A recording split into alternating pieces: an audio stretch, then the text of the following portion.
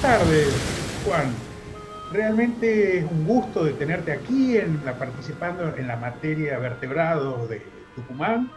Y es particularmente interesante porque nosotros que somos una provincia tan de adentro del continente, el mar nos queda lejos y tu visión nos va a dar una linda perspectiva de los vertebrados marinos. ¿Dónde trabajás, Juan? Perdona. ¿Qué tal? ¿Cómo estás, Hueso? Tanto tiempo. Mira, yo trabajo en la Universidad Nacional de Mar del Plata, en el Departamento de Biología, pero pertenecemos a una unidad de doble dependencia, Universidad CONICET, que es Uh-huh. el Instituto de Investigaciones Marinas y Costeras. Y dentro de ese instituto estoy a cargo de un grupo de investigación lo llamamos BIMOPE, esas serían las siglas, que es Taxonomía Morfológica y Molecular de Peces, peces óseos como peces cartilaginosos, peces marinos, peces de agua dulce, si bien por supuesto hay un gran sesgo en la parte de peces marinos porque mi formación siempre ha sido en la parte marina.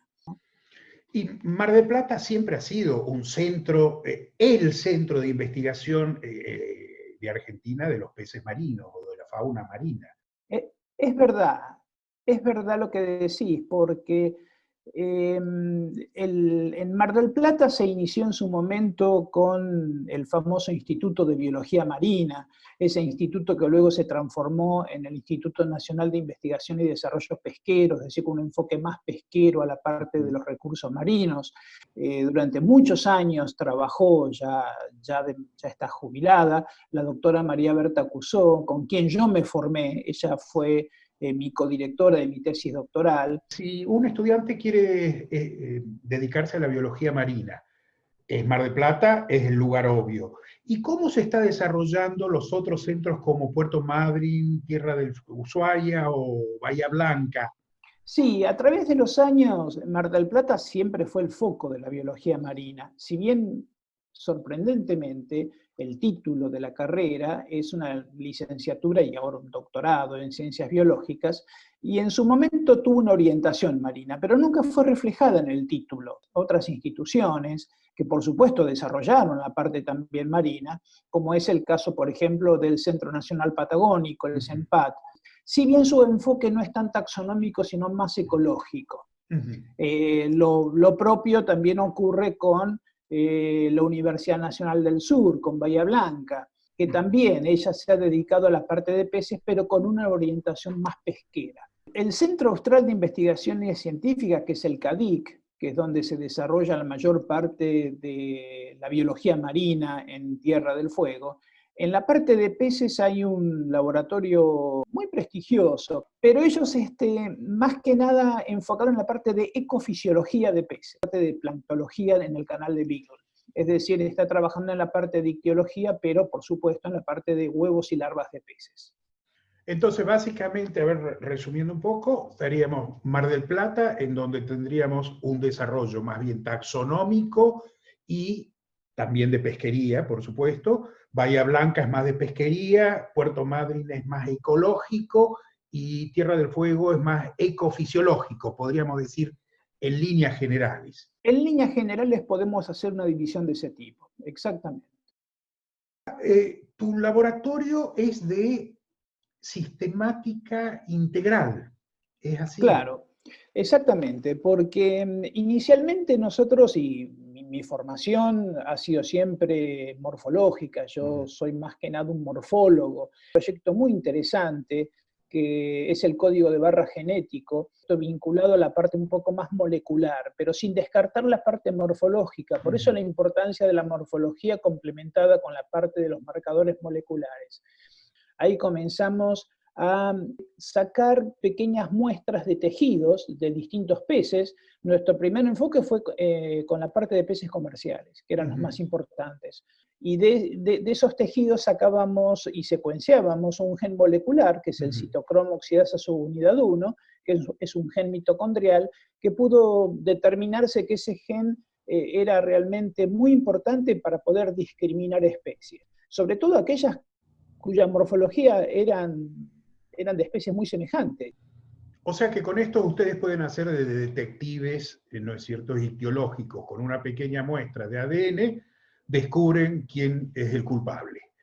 Y Exactamente, en base a exactamente. eso, hace muy poquito, este año, han publicado un trabajo que me resultó muy interesante, que es lo que comemos en las pescaderías, ¿no es cierto? Contamos cómo es eso, porque para nosotros el pescado, carne de vaca, tenemos muchos cortes distintos, pero el pescado es pescado para los argentinos, no tenemos demasiado cultura en eso. Y entonces nos están metiendo gato por liebre en los pescados. Bueno, eso es una muy buena pregunta. Sí, era un poco verificar si lo que nosotros comprábamos en la pescadería y se vendía con un nombre comercial determinado era verdaderamente lo que se decía que se vendía. Y en Mar del Plata, que por supuesto tiene una gran tradición pesquera y hay muchísimos, cuando nosotros compramos pescado lo compramos ya o fileteado o en tronco, pero es raro poder ver el ejemplar entero, cosa que en otros países eso, sobre todo los japoneses, le prestan mucha importancia, ¿no? Mucha atención a eso. Entonces la idea nuestra era poder determinar si realmente se vendía lo que vos mencionás, gasto por liebre. Y encontramos un alto porcentaje de lo que se denomina mal etiquetado, si es que hay, digamos, una buena conciencia en la venta, o lo que sería lo otro, que es fraude comercial. ¿Y por qué digo fraude comercial? Porque generalmente lo que se vendía era un producto de menor costo en condrictios, por ejemplo, tiburones, se vendían lo que uno conoce vulgarmente como lomito de atún, que no era atún, sino que eran, por ejemplo, tiburones que algunos incluso eran vulnerables desde el punto de vista comercial. Es decir, en la lista roja de especies, algunas de esas especies, como por ejemplo Lamna nasus o por ejemplo el bacota, porque son lomitos grandes, son tiburones muy grandes, categorizados o son vulnerables o están en categoría de como crítico. Ustedes están de los dos lados, defendiendo al comprador del producto, pero también defendiendo el recurso. Exactamente, y ahí utilizamos el código de barra genético, no solamente a vos te permite poder determinar de un pescado fresco, sino también de una conserva. Si vos compras, por ejemplo, una latita de atún en aceite o atún natural, y poder verificar si realmente es atún o es otra cosa.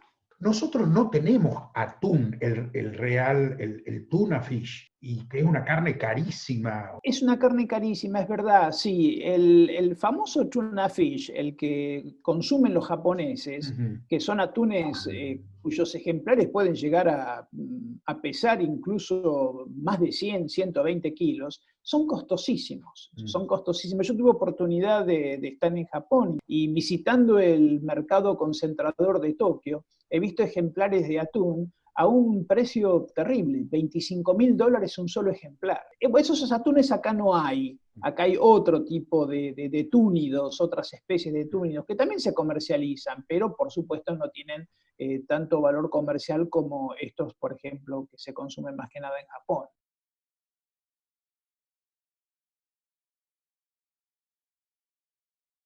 El código de barra genético fue ideado para poder discriminar distintas especies en distintos grupos taxonómicos.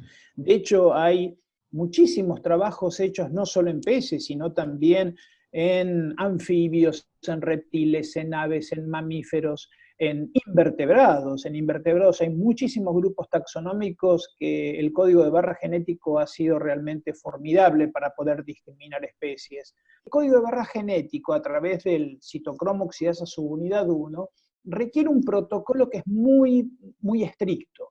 Y ese protocolo requiere una serie de pasos. Y esa serie de pasos, por supuesto que tienen una categoría. Es decir, uno puede llegar o a nivel genérico o puede llegar a nivel familiar o incluso puede llegar uno hasta nivel específico en esa discriminación. Y lo interesante del código de barras es que es público, es decir, hay una base de datos que uno no solamente publica la secuencia, que son aproximadamente unos 650 pares sino que también uno publica la fotografía del ejemplar de referencia, lo que se llama el voucher specimen, dónde fue extraído ese ejemplar, en qué colección ictiológica está el ejemplar de referencia, si hay algún tipo de dudas o algún tipo de revisión que se quiera realizar, uno puede realmente rastrearlo. Esa es la diferencia, por ejemplo, que pasa con el GenBank. Es decir, todas las secuencias que se publican en la base del código de barra genético que se llama BOLD, que se llama Barcode of Life Data System, eso también se publica en el GenBank. Pero no todo lo que está publicado en el GenBank tiene el mismo protocolo que el código de barras. Si uno quiere acceder a esa base de datos tan gigantesca que es en el GenBank, pero no hay fotografías del ejemplar de referencia, no se sabe dónde ese ejemplar fue coleccionado, y cuando uno hace los árboles filogenéticos, a veces da cualquier verdura, ¿no? Lamentablemente. Sí, muchas veces hay contaminación, inclusive de las muestras, etc. ¿Cuál es el propósito inicial de este código de barra? El objetivo principal es la conservación de la biodiversidad, tener una base de datos lo más completa posible, tener una idea del número de especies en los distintos grupos taxonómicos que hay. Se cree que apenas se conoce un 10% de lo que verdaderamente hay, es decir, que faltaría muchísimo como para poder alcanzar ese objetivo principal. Pero quizás lo alcancemos antes utilizando el barcode que haciendo la sistemática o la taxonomía tradicional, que requiere más tiempo. Exactamente. A mí me ha pasado de estar en reuniones científicas en las cuales están los morfólogos versus los moleculares. Bien. Te vas a encontrar con filogenias netamente moleculares y filogenias netamente a través de características morfológicas, sobre todo esqueletarias, básicamente. Y realmente no es la idea es que haya un complemento, así que se trabaje de manera conjunta. Muchas veces el biólogo molecular tiene su muestra de tejido, hace todo el proceso de extracción del ADN, hace el PCR, luego la secuencia, pero a lo mejor en su vida vio al individuo. Por eso es muy importante la complementación de ambas herramientas, ¿no? Arriba la morfología, vamos todavía que todavía no somos necesarios los morfólogos. Totalmente, Bien. Exactamente. Este gen mitocondrial del código de barra, ¿es adecuado para hacer filogenia? Este gen mitocondrial es realmente muy útil en la discriminación de especies. Ahora, para hacer filogenia con un solo gen mitocondrial, hay muchas críticas. Sería un poco como hacer taxonomía utilizando solamente la aleta. Tal cual. Y ustedes están haciendo una aproximación integral, no solo molecular. Nuestro laboratorio ha trabajado en otras disciplinas, como por ejemplo la morfometría geométrica. En este momento la morfometría geométrica nos ha servido muchas veces para poder discriminar incluso morfotipos con los pejerreyes de origen marino que se han introducido en lugares estuarinos y se han mezclado con los pejerreyes de agua dulce. Incluso también nos ha pasado con algunas rayas de plataforma intermedia del género Samobatis. La última pregunta sobre código de barra. Aquí en Argentina se está utilizando el código de barras hace relativamente poco. ¿Tenemos una buena base de datos de nuestra fauna argentina, no solo en peces? Argentina comenzó en el año 2005, ya llevamos 15 años, y en este momento en Argentina hay 5 laboratorios de referencia del código de barra genético. Está el laboratorio del Museo Argentino de Ciencias Naturales, el laboratorio de Mar del Plata, que se dedica básicamente a la parte marina, otro laboratorio en el CENPAT, en el Centro Nacional Patagónico, un cuarto laboratorio en la Universidad Nacional del Comahue, en el instituto, en el INIBIOMA, que está allí en Bariloche, a cargo del doctor Víctor Cusack. Y por último hay otro laboratorio que se dedica a plantas. Por supuesto no utilizan el COI, ya que en la parte de plantas se utilizan otros genes. Sí, no tenemos ninguno en el norte. No. Hemos sido categorizados por los CONEAU, siempre nos han pegado mucho en que tenemos muy poco desarrollada la parte molecular. Y por ejemplo, este es un ejemplo de eso.